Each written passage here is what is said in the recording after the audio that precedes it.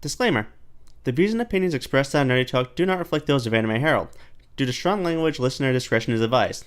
Now sit back and enjoy the show. Good evening, ladies and gentlemen, boys and girls. It's time for Nerdy Talk, the only podcast that's not proudly coming to you live from E3. I'm Mike Ferreira, and tonight I'm joined by Anthony Simpson. Evening. So how you been? Pretty good. Well, I went back to work this week. I was off for 8 weeks since I had surgery back in April. Great to hear. Yeah, it sounds like this one might be might be it. Maybe I might make a full recovery from this one. I'm wishing you the best, man. I really am. Yeah, I'm real happy. I'm just the fact that I could go back and not really have anything like open or having any problems. Just that makes me really feel happy. I can imagine. I'm very happy for you, dude. Yeah, I feel great, and it's just nice for once. And of all the surgeries I've had over the last 11 years, I've only had two where I haven't had any problems, and this was the second one I didn't have any problems with. Damn. Yeah. On my end, it's mostly been the usual sitting, watching the news wires, slowly going mad. Just kidding. Yeah. But this month in particular, we had a couple of interesting stories come up.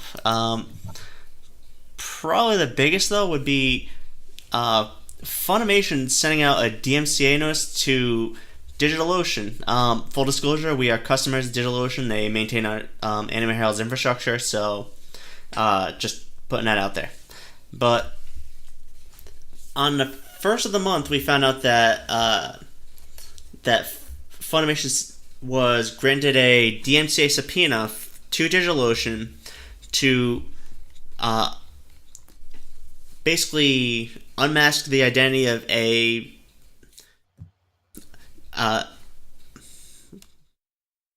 let me choose my words carefully here, because I don't want to be that guy. But basically, they were given a subpoena to have DigitalOcean cease and desist serving a droplet's worth of content for One Piece, and basically freeze the account until further notice.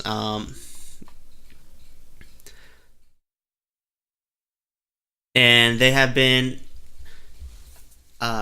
granted the subpoena that allows them to unmask the identity, including the name, email, address, and other relevant contact information for whoever owns that particular node. We actually got this story from Torrent Freak, and they are speculating that this might be an early attack against Kiss Anime. Basically, that's a name that we don't say much around here because, yo-ho, yo-ho. But anyway, this seems to be a fairly interesting bit of intrigue, so I want to bring it up for discussion.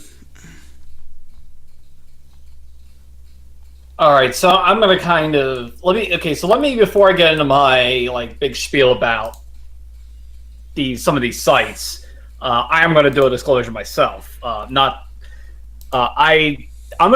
sound like a hypocrite unless I don't say this. I have in the past gone alternative routes to get things, and by today's standard, I still do on occasion. If there's no legal means of obtaining something, I will go that route. Now, I'm trying to go, otherwise I'm completely legit. And I get that there are people who do have to go through alternative routes to watch stuff they want to watch because, well, either they live in a country where, Funimation or Crunchyroll or, whoever doesn't have streaming rights for a show, or maybe they live in a place and they have really garbage internet and they can't afford to, say, streaming's too challenging, but they can still download. And I get that. And if that's the way, it has to be, you choose to consume stuff because you meet one of those two situations, I wish it'd be better, but, that I understand that. I get that. what I don't particularly like, and what I particularly have a problem with, is sites like, Kiss Anime and some of these other like illegal streaming sites, is because they do make money off of piracy, and I'm not a big fan of that. Like I said, I don't care if you pirate because you have other reasons. Like, I'll admit I've used horrible subs in the past. I'll admit I've used, it's a site that don't exist, but I've used them in the past to get stuff. I don't make any qualms that I've used those.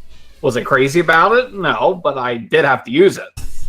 So I have no problem that no issue admitting that I've used it.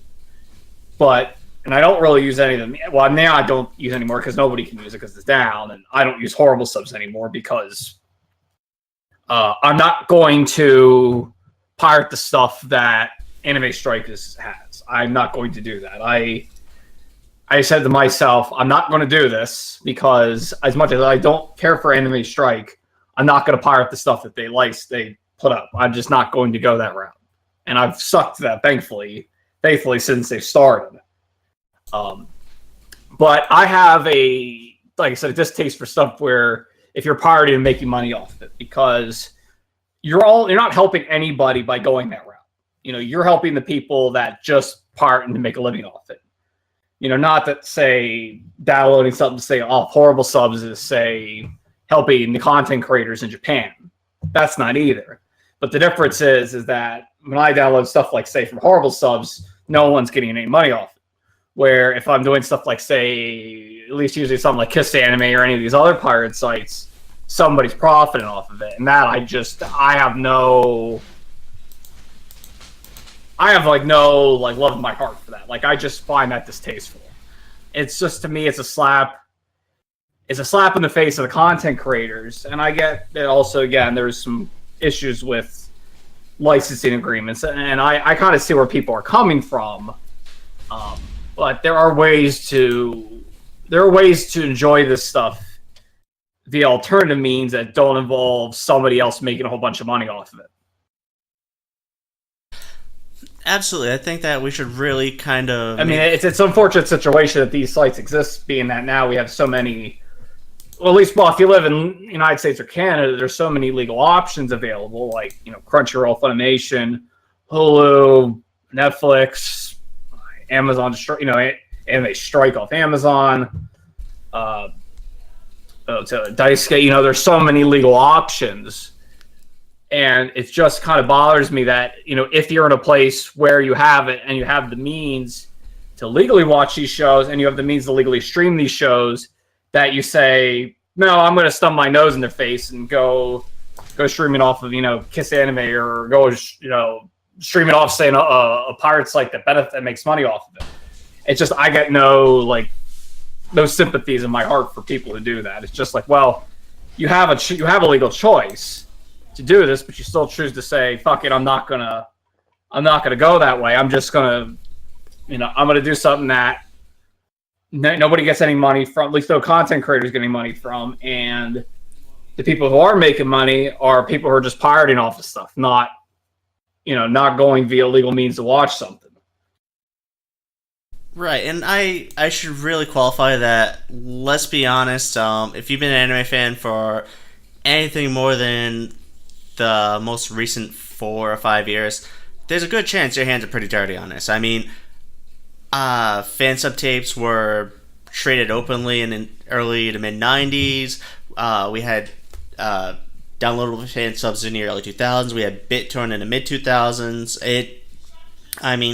We've all been exposed to that at some point or another. And that, like I said, sorry, not to interrupt. Like I said, I'm guilty of that too, and I don't make any qualms about it. Like, I'll even give an example. Something recently, I recently watched a show that Funimation has, and I actually watched it legally and purchased it, called Rumbling Hearts. But there was an OVA that came out a few years later. It was a 4-episode OVA that's sort of the best I can describe it is it's like an alternative ending. Now, Funimation had licensed that. There was no way to stream it, but I had to go the alternative routes to get it. If there was a legal means to watch it, I would have went and watched it legally, but I had no choice in that matter because it was, well, either I go get a fan sub or I don't watch it. Now, as I said, I'm trying to get away from using fan subs. Unfortunately, that's not always easy because we don't live in a. Well, let me put it this way: in a perfect world, everything that's ever made would be legally available to stream. It'd be available in all countries, and everybody be able to have it, whenever they want. Unfortunately, we don't live in that perfect world, so this is what we have. Right, and I mean, honestly, in a perfect world, I'd be able to watch Macross Frontier or the newest Macross series, Delta, without having to go to some shady-ass site to catch it, I mean... Right. It's a very sad time if you're a Macross fan still. Yeah, well... But, this is one of the few times where I wish the whole entire anime community and companies, or at least all the ones here in North America, will get together and collectively deal with Harmony Gold. Oh, man, I am right with you there. I think a lot of us are. I mean... Yeah. Which I think if that... I mean, I know that part won't ever come to pass, but if it did, I think it would put a lot of goodwill towards everybody, towards all the companies. Oh, definitely. No doubt about it. But... Yeah, I mean... I am still amazed that they tried to go after Hasbro back in it a couple of years ago. That took cojones. Yeah, it does.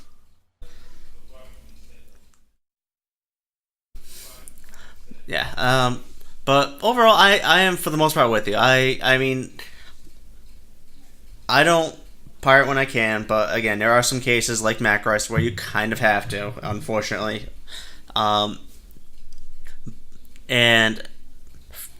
if it's available here, I definitely go through legal streaming avenues to get it. But unfortunately, there are cases, like you said, like the Anime Strike stuff. I just don't have it in my budget for a subscription right now, so we got to go without. Yeah, and I don't either. I mean, well, I could probably afford it, but I know they're still having. I think they're still having some of the subtitling issues where stuff's not syncing correctly. Yeah, I saw that. I actually got the trial account for about 2 weeks ago to kind of play around with, see what they had. Watched the first couple episodes of Anonymous Noise. I really like that show, by the way, but I'll get that on Blu-ray when it comes out. But yeah, there were definitely some timing issues, some subtitling issues that they need to work out before I can say, okay, here's my extra $5 a month. And this is where I'm kind of really blows my mind and baffles me. Amazon has so much goddamn money. I mean, they just bought Whole Foods yesterday. Yeah, that was That was what, $13 billion, and they just said, yeah, we're buying Whole Foods. Yeah, I mean, and they got the money. I mean, I know that's separate, and I've heard there's been some issues on further streaming set and other things. I've never really had any problems with it, at least from what I used of it. But it just baffles me that they have all this money. They got more money than Netflix. They got more money than Funimation. They got more money than Crunchyroll.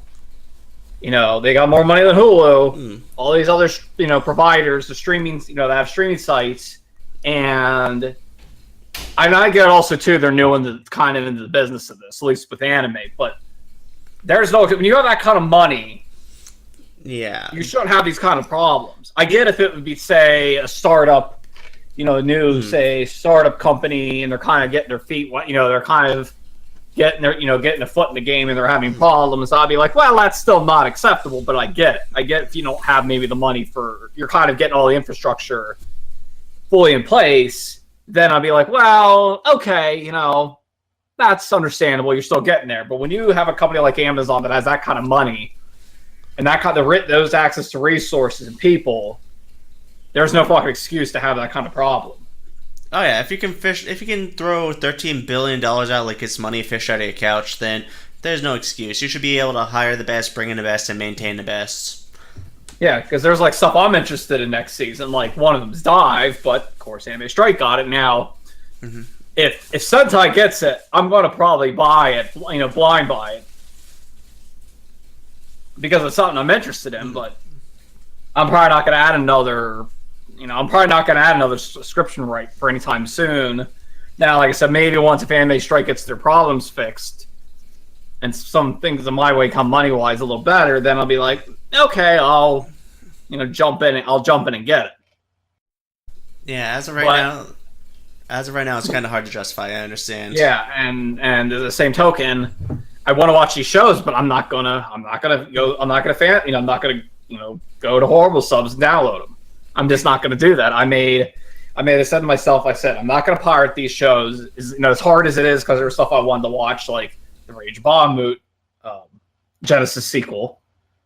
I really wanted to watch that, and I was hoping Funimation would have got it. Now, Sentai never announced they actually have it, so that might just be an Amazon get. Well, I mean, that's the thing. Well, of course, we have X coming up pretty soon, so of course they might announce it then. But at this point, it's like if somebody gets it, I'll probably end up blind buying something. Because I'm probably going to get that if Sentai does get it, or even anybody else gets it. I'll buy that sequel because I want to. Same thing with Dive. I'll probably end up buying it. If say Sentai picks it, it's going to be sight unseen purchase, but I will get it because I want to. It's something I want to watch, and this is going to be the way I watch it. Buy it and hopefully I like it. Yeah, absolutely. I'm right with you. I mean, honestly, I'll probably be in the same boat. It's just, I'm sure a lot of people are probably saying this. It's just frustrating that we are seeing this fracturing just 6 months after we saw everything finally get unified to basically 2 platforms.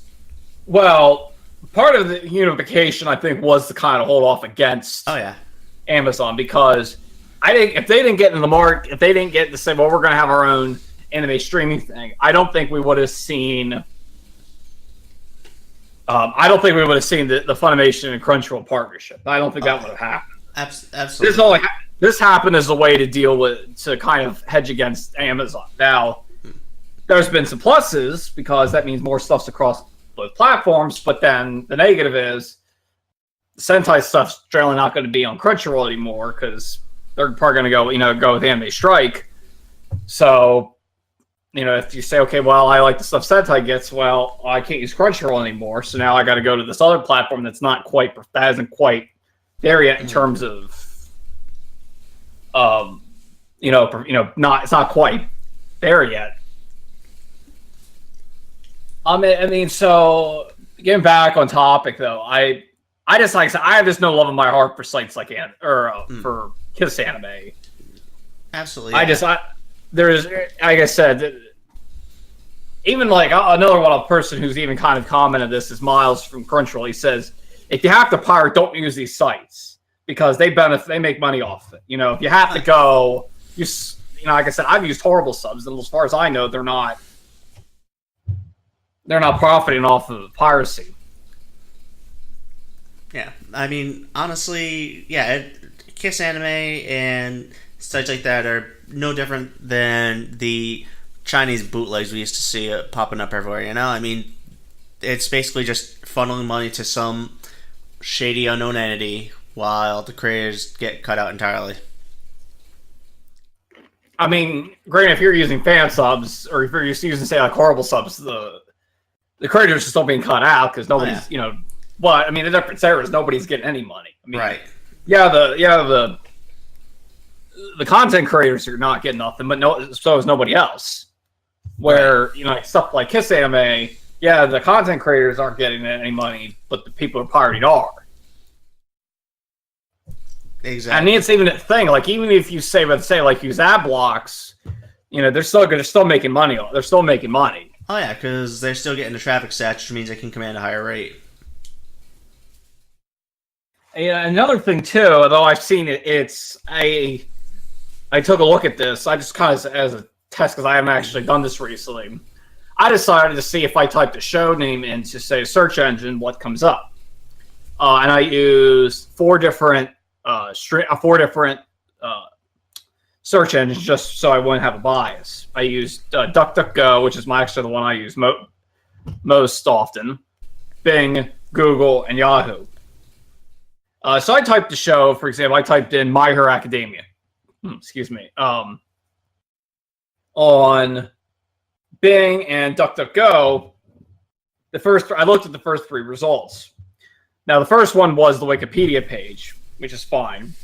But the next two were watch on Funimation, watch on Crunchyroll. Of course, if you scroll down farther, there you see, a pirate site. On the other hand, I did it with Google, and the first one I got with Google happened to be a pirate site. Yahoo, the first one was, again, the wiki. Then it was Funimation, and then it was the Fandom by Wiki, a different wiki page. But then if you scroll down the videos, the first one was Amazon, but then the next two were Watch Cartoons Online, which is, I'm pretty sure, is a pirate site. So, but that's, I think, would also be beneficial is with, and like I said, I've seen the three of them.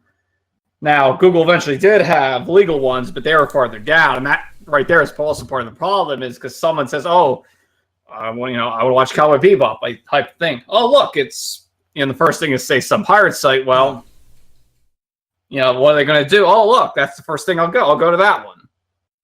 Probably not aware that that's not a legal site. Right. And the other thing too is, and some of it's, some people just don't want to pay for things. Some people, no matter what kind of money they got, and I get if there's situations you don't have a lot of money, you don't really want to have a lot of subscriptions, or if you're underage and your parents won't buy, can't afford to get you a subscription or don't want to get you one. I get that, but there are you have a free option with Crunchyroll, albeit with ads, and it don't look great. You have to wait a week, but that's an option. You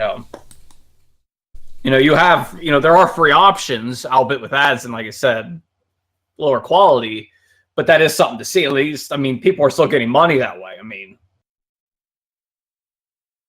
It's just, but when you're, like I said, with Google there, if your first thing's a pirate site, you're going to go, and you're not going to, unless you specifically know what to look for, specifically know what are the legal sites, you're not going to know.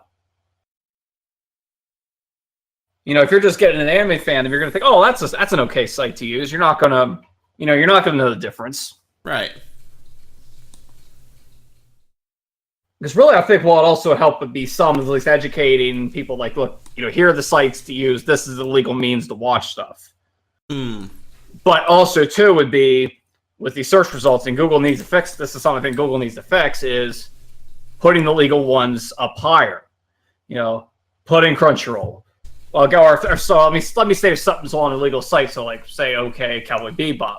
Putting Funimation up there. Putting Crunchyroll up there. I don't know if it's on Hulu or not. I haven't checked. But if it's on there, putting that up there. If it's on Amazon for rental or whatever, put that up there. Putting the legal sites up first, because if people see that, they're going to say, oh, like I said, if they search Cowboy Bebop and they see, oh, watch it on Funimation. Oh, this is, and then they find out, oh, this is a site that the creators of this show, or the creators of this content, they'll get money for this. They'll get their money, and that's how to help the industry.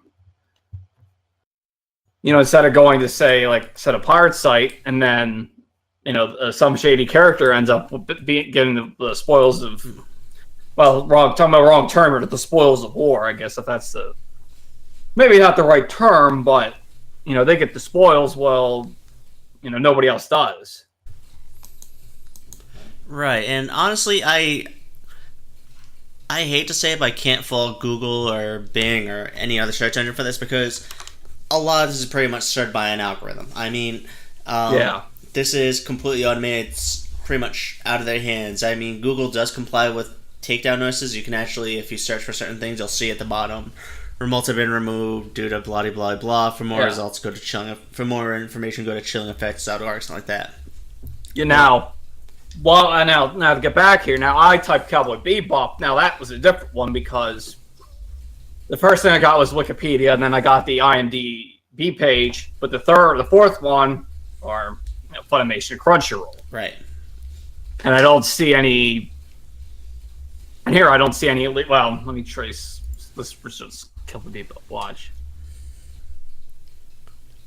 Yeah, and then the first thing I see at top says Cowboy Bebop / season 1 episode 20. The episodes, and where they're iTunes, Amazon Video, Vudu, their cost. And then the first several ones I see are Funimation, Crunchyroll, Hulu. So I guess it varies by whatever show it varies. I guess that's the. Oh yeah, it's a cat and mouse game. A lot of it, I'm guessing too. I mean, no matter what you're doing, we have basically corporate entities that are basically trying to peg down every single search result that starts to come up because, let's be honest, they're afraid of their branding too. Because and they have to protect their investment, which can't blame them. Yeah, it's not a cheap game for them. I'm not gonna lie. Now I scroll down the 6th and the 7th one. First one, 6th one says Cartoon Crazy, which I'm pretty sure is not a legal site. Right. And what's the next one? KissAnimeHD.eu. So yeah, exactly. So unfortunately, a lot of it's going to be just for everyone that gets knocked. There's going to be 10 to 15 more that pop up. It's a never-ending battle. It is, and it's unfortunate. Because there are legal options, and yes, I know people are going to say, Funimation services, and yes, I know they had some problems in the past, and they're working on their problems now. Yeah. They're working on upgrading their service. Yes, does it have problems? Yes, it does, but they're getting better. That's the other thing I hear people hear, like, well, why should I pay for something that's a worse service? I'm like, okay, I get your point. Maybe it's not the best service, but if they don't get if they don't get their money, they don't get any type of, people, willing to invest in their product, then how do they get better? Right. And not only that, but we're starting to see these companies, Sentai, Funimation, hell, even Aniplex at times, going to places like, say, Tubi TV, or people that do service markets that might be missed by, say, Crunchyroll, Funimation, Amazon. They're at least trying to get out there a bit further as well, Yeah, and I think also, too, a lot of this is also going to be beneficial is part of it also, too, I think, we have to, I don't want to say avoiding the elephant in the room here, but I think the other thing we kind of need to point to is that some of this also has to start coming from Japan. Oh, yeah. When to try to get their, the territories they're interested in because, okay, let's go back to Funimation for a second here. So they got Canada and the United States. But they don't have Latin America or Mexico. Right. They raised, last year, or actually 2 years ago, they expanded to United Kingdom and Ireland. And just last year, or no, actually it was earlier this year, sorry. It was last year they expanded to England. They expanded to England, the United Kingdom and Ireland. And it was just earlier this year, they've expanded to Oceania with New Zealand and Australia. So we're starting to see that they're starting to expand now. I think they are still trying to get a foothold, at least start to expand their stuff to Latin America. But I know that they've been saying that for a while now. Yeah. So, and I know sometimes things don't, things don't always go as expected or go as they want. But I think also, too, is Japan's also now starting to see, at least they've been for a few years now, starting to see, the streaming is important. Because they do, because I know some people that was always thinking, well, you're only benefiting Funimation by streaming this. You're only benefiting Crunchyroll. They're getting benefits, yes, but so is Japan. They're starting to see that. And two, I think of somewhere I was reading a lot of their a good chunk of their market is overseas business. Not necessarily the United States, but other countries like, People's Republic of China, all over, in Europe and other places. They're starting to see.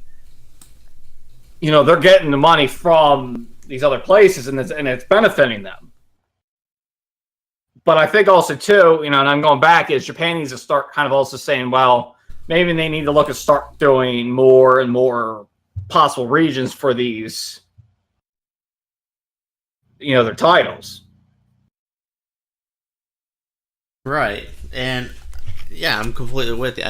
At this point, it's becoming a point where Japan can't just sit there and say, we have our little market, you can fend for yourself. They have to start taking some corporate responsibility themselves because, let's be honest, we're at a point where we're starting to see some of the biggest traffic going to sources that aren't going to be benefiting them at all.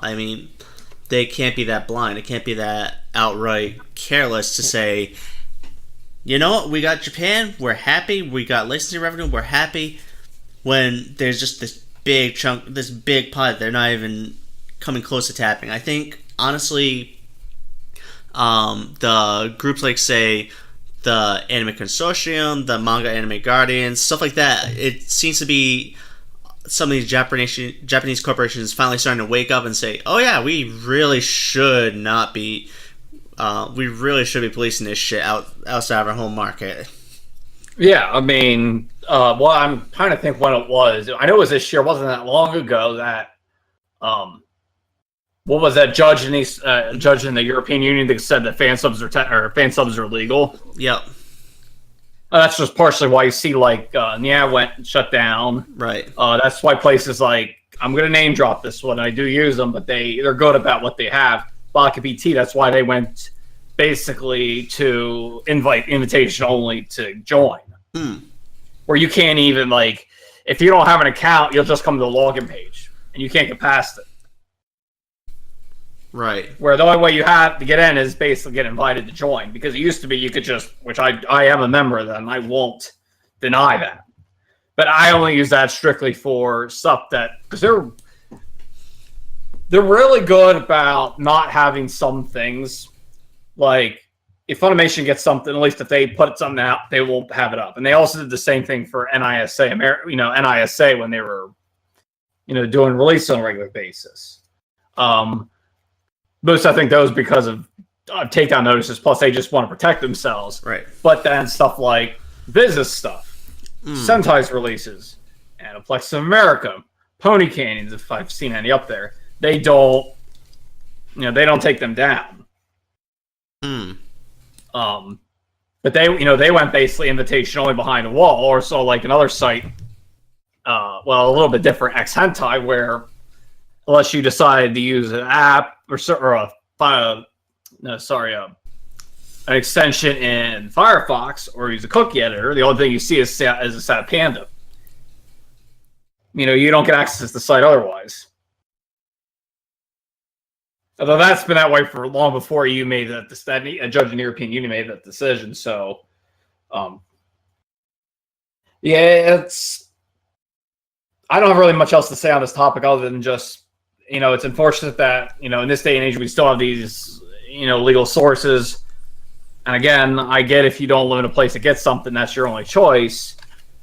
But if you live in a place that you have a legal means and you have the means to support it and you have the means to stream, and you say, no, I'm not doing it, and not necessarily due to ignorance. Like, if you don't know, you don't know. But if you know and say, no, I'm going to do this because I don't want to support anybody, then I just have no sympathy for you. I don't want to. I just look at you and like, you know what? I don't want to deal with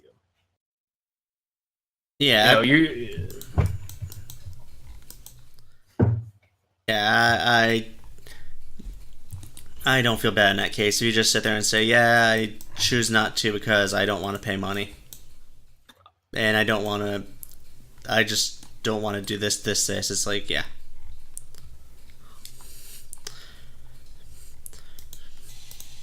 And because I can't help but poke those hornet nests, apparently a Cowboy Bebop TV series is in production. Tomorrow Studios, a partnership between ITV Studios and Marty Adelstein, is going to be working on this title, while Chris Yost, the writer for Thor Ragnarok and Max Steel, yes, that Max Steel, the one that got probably the lowest rating in Rotten Tomatoes history, is writing the adaptation. So, yeah, I can't help but poke the hornet's nest, but honestly, a Cowboy Bebop TV series could be very good, could be very bad. There would never be a middle ground. And I just don't see it with Chris Yost as having this be anything close to good. Because Go ahead. I've seen Thor Ragnarok. I put Max Steel on for a bad movie night, and I had people scream at me to turn it off within 15 minutes.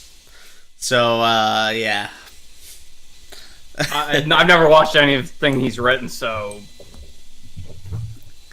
I agree. It could go either very well or very bad. Now, I will say this in somewhat defense here. to sort of play devil's advocate.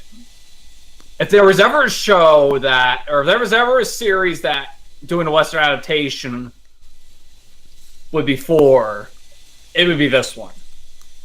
It would be Cowboy Bebop. And I'm going to say for a couple reasons. So let's start first with the cast. So now, unless I'm mistaken, Spike Spencer's not Asian. He's not, Japanese. He's not, Chinese or anything, at least as far as I know. And none of the other, at least the three main characters are. At least they're not. They're sort of, you could kind of make them whatever, and I don't think it would be a problem. It's not.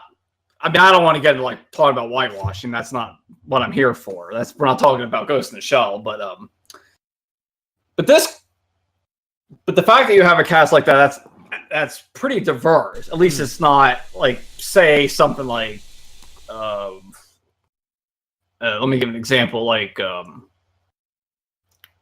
My Love Story, or a show like the Sengoku Basara shows, where you have a cast that's pretty clearly, it's easy to tell what, they're Japanese. Oh, yeah. This is a pretty sort of Western style, this is a Western style show. So, and you have a cast that, that makes up for that. That shows that, there is a diversity in the cast, but you can kind of play off them. Like, you could hire somebody who is, African American to play Spike Spencer, and it would be fine. I'd be okay with that. Now, I'm kind of in the minority here, and maybe I'm kind of approaching it being as a white person. Maybe I'm not the best to speak about race. But that, I think, could be partially where it would work, because at least one thing in its favor is that you can kind of do the cast a couple different ways of the main character, and one for the main characters, or even the side characters if you put any of them in there, and it wouldn't really feel out of place or feel like it's your whitewashing. Second is that, this isn't a show that's very steeped in a different culture. It's not steeped to Japanese mythology or Japanese cultural norms, or cultural norms to Imperial China. There's a lot of Western focus here, so you have a lot to play with. Oh yeah, definitely. I mean, and the fact that it's episodic means they don't have to sit there and worry about, getting bits and pieces of lore absolutely, batshit wrong, because they can reveal stuff as it goes along, as it's needed. If they forget something, they can get in a later episode type of thing. They're not to play devil's advocate, there is a bit of lore. There is lore. So what with the characters? I phrased that poorly. There is lore, but it's one of those things where it's revealed more naturally through the course of the series, as opposed to basically being force-fed to you most of the time. I mean, the biggest lore drops you get are Spike going up against Vincent and the ending rush, basically. The rest of it kind of just comes out very naturally. I like bringing up I forget the name of the episode, but it's the one where Jet goes back to Mars and he meets up with that young woman, and it basically just ends up kind of leading to a lot of answer questions about who Jet is, where he came from, and all that, stuff like that. Right. And that too, of that nature, I think that could work as well, because, like I said, you have the lore, but it's not... Yeah.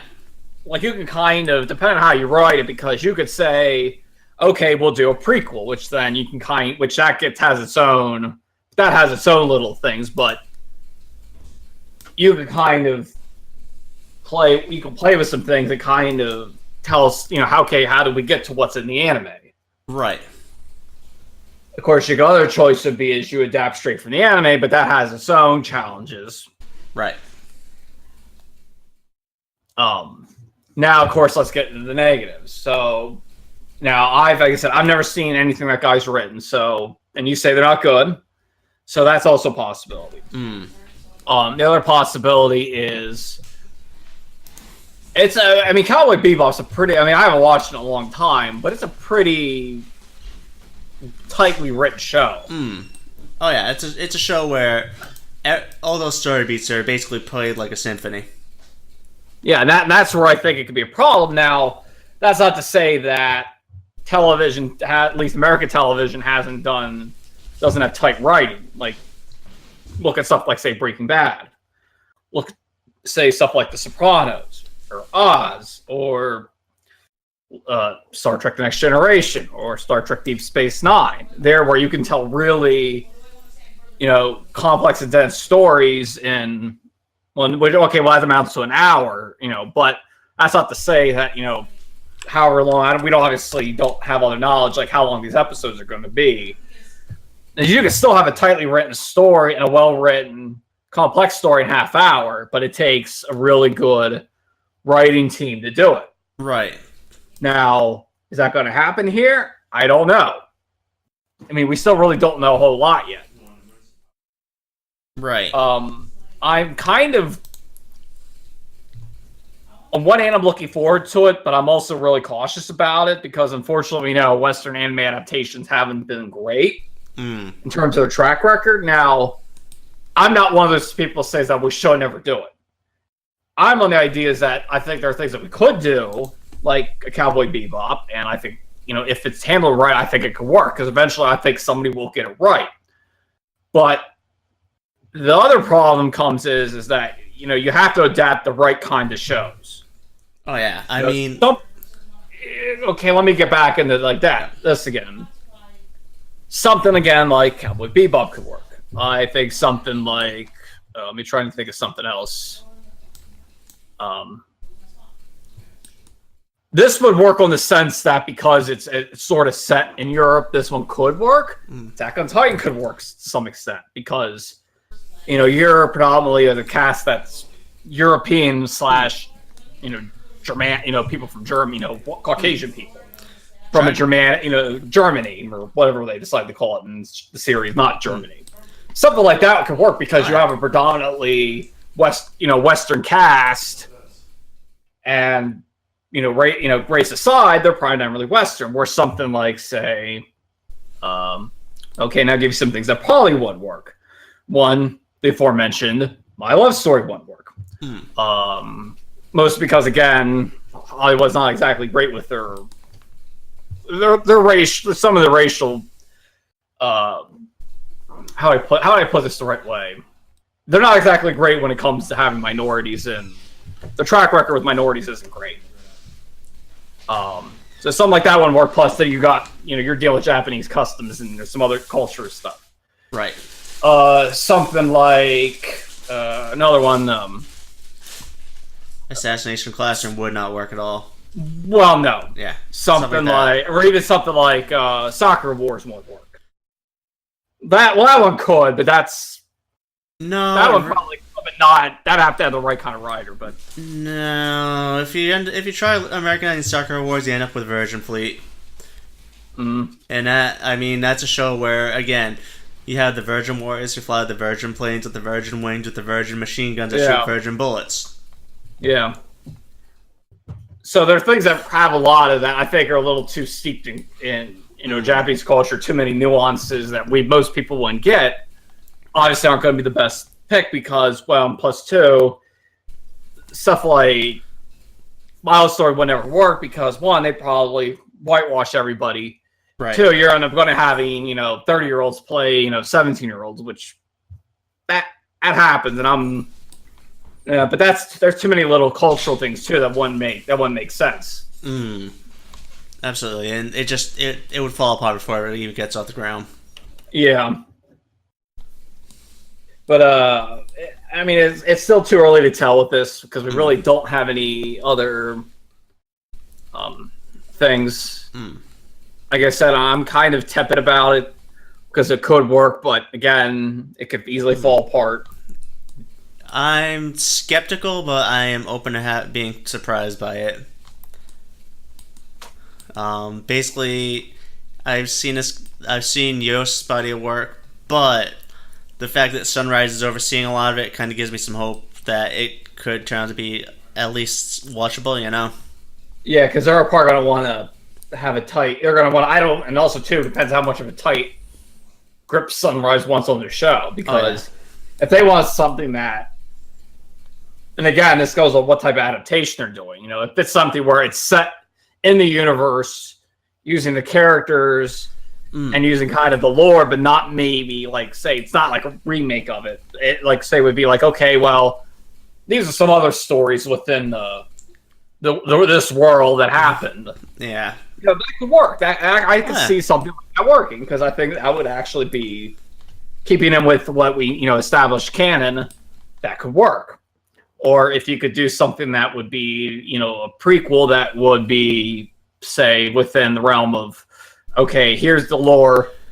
How did we get to this point? That could work too. Again, we don't know yet. Right. But I'm like with you. I'm kind of tepid, but I mean, who knows? Maybe it'll turn out to be good. Oh yeah, I'm always open to being surprised. I mean, I went to go see Ghost in the Shell in the theaters. So I didn't see it. I didn't see it because I was medical leave and I couldn't sit. So yeah, it's a pretty movie. I will say that they got the visual elements absolutely spot on, but some of the writing was just atrocious. I'll wait until it comes out. Yeah, I'll watch it then. Redbox it. I mean, it's worth watching just for the visuals. I will say that it's a very pretty movie. But yeah, I mean, I'm open to being surprised. Cripes, I mean, you have to remember that some of our greatest cultural contributions basically ripped from samurai films. Look at Star Wars. Yeah. So, and it's not like Western product media hasn't used anime references or at least been inspired by it. I mean, oh god, yeah. I mean, well, here's one going way back, not just anime or not just animated, but live action. I mean, how Star Trek Next Generation had anime references in it. Yeah, good point. I mean, that was back in the late 80s and early 90s. They had anime references, so. Yeah, absolutely. I mean, there's always a chance, so I'm willing to give it that much. I mean, and two, Western media that goes also back around. Western media's had a big influence on anime. I mean, oh yeah, we wouldn't have had the magical girl genre if it wasn't for I Dream of Jeannie. Yep. And we know that Yoshihiko Tomino was heavily influenced by Starship Troopers. Mm-hmm. When he made Gundam, because that's basically what his suits were sort of. He used the powered armor that it was in Starship Troopers as his basis for the mobile suits. So, and I think Star Trek was also, very influential to him too. But so it goes both ways. Oh yeah, one hand washes the other in this case.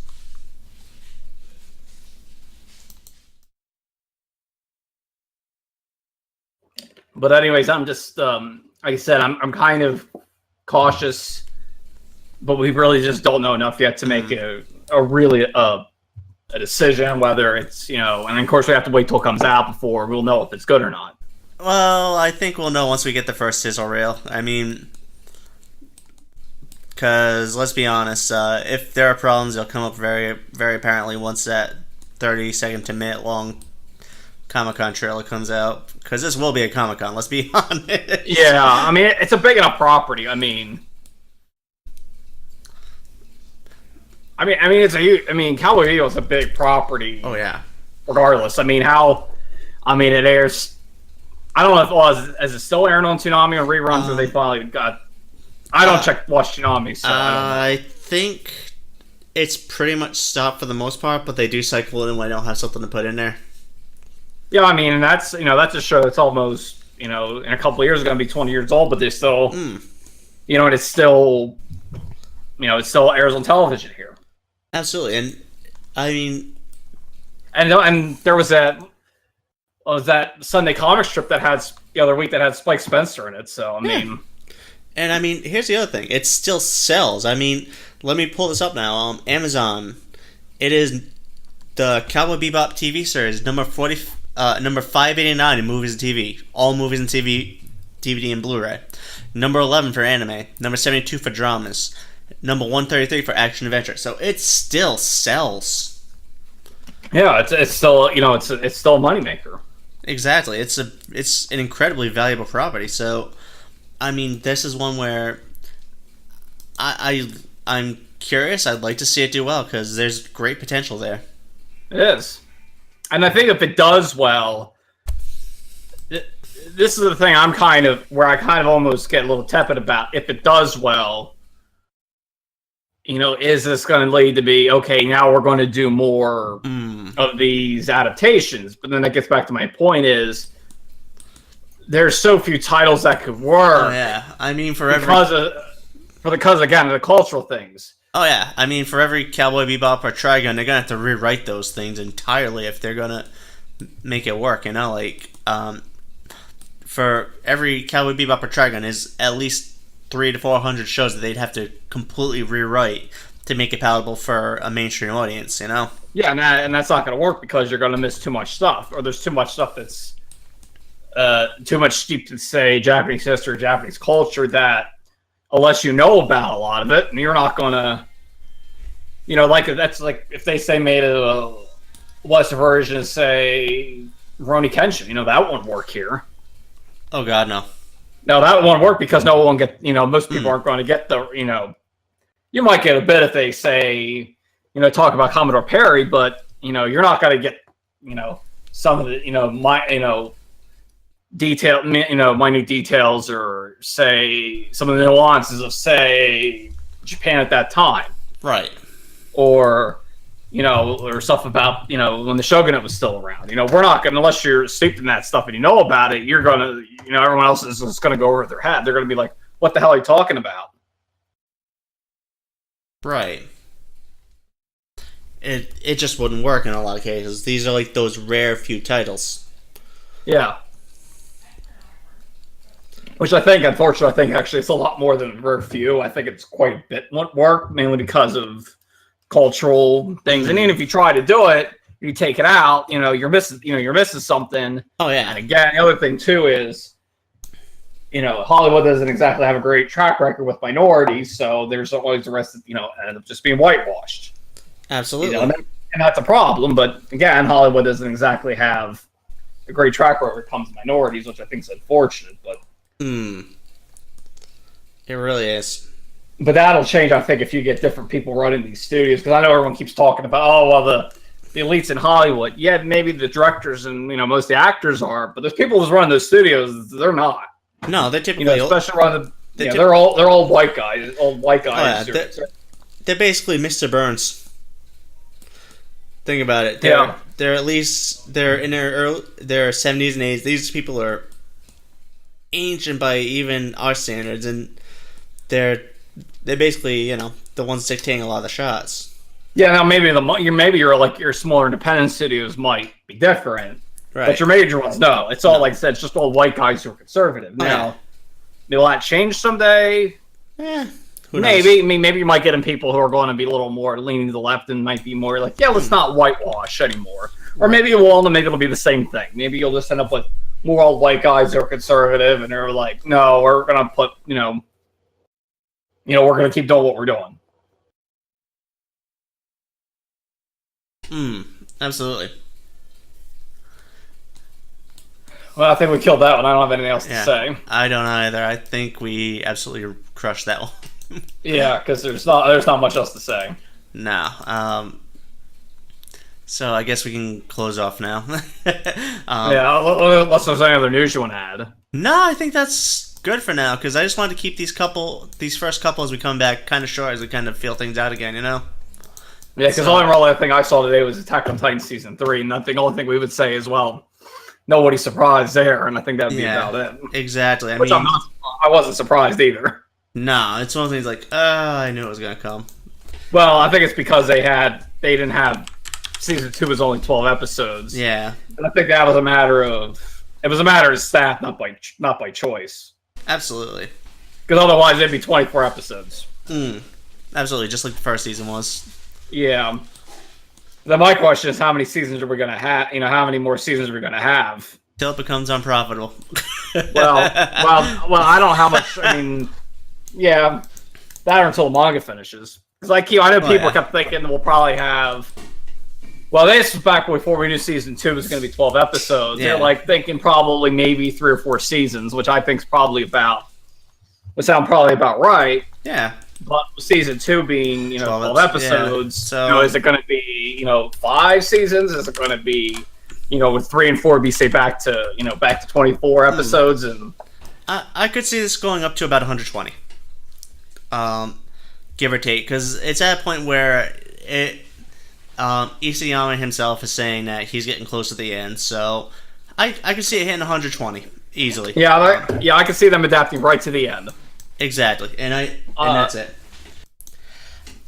All right, and that's our show this week. Thanks for joining, and as always, have a great evening. This is Mike Ferreira signing off. This is Anthony Simpson. Sayonara, bye-bye. Have a great night, everybody. Good night.